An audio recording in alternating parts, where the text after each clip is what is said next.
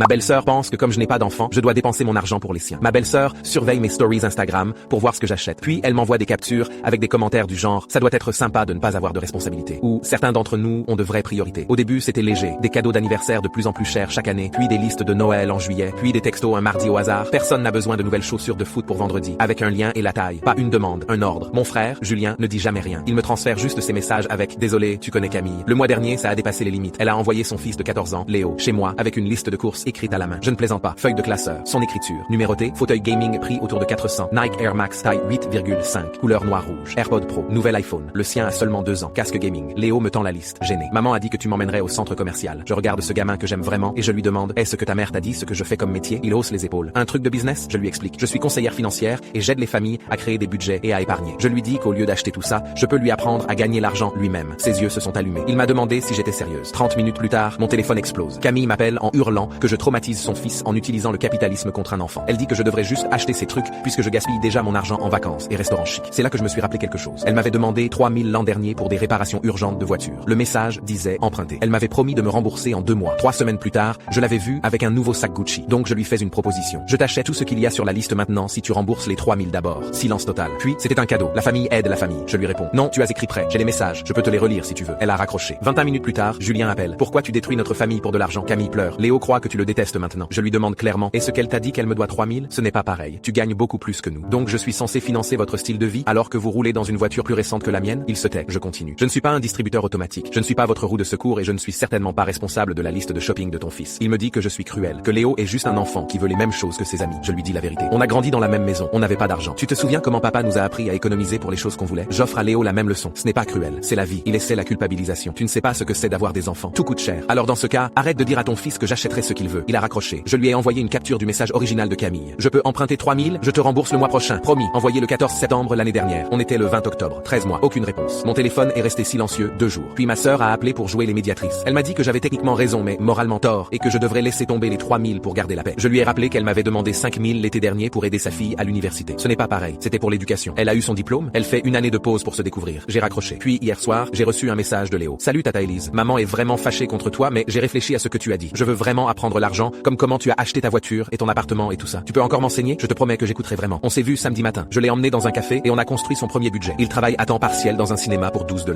Je lui ai montré comment organiser ses paies. 50% épargne, 30% dépenses, 20% pour un objectif précis. Son objectif, le fauteuil gaming. Il a fait le calcul lui-même. 12 semaines d'épargne s'il travaille 15 heures par semaine. Il a levé les yeux et m'a dit, c'est vraiment plus cool que de juste recevoir des trucs. Ma belle-sœur m'a texté hier. J'espère que tu es fier. Tu as retourné mon fils contre sa propre mère. J'ai vérifié Instagram ce matin. Elle m'a retiré de partout. Léo vient de m'envoyer sa première mise à jour d'épargne.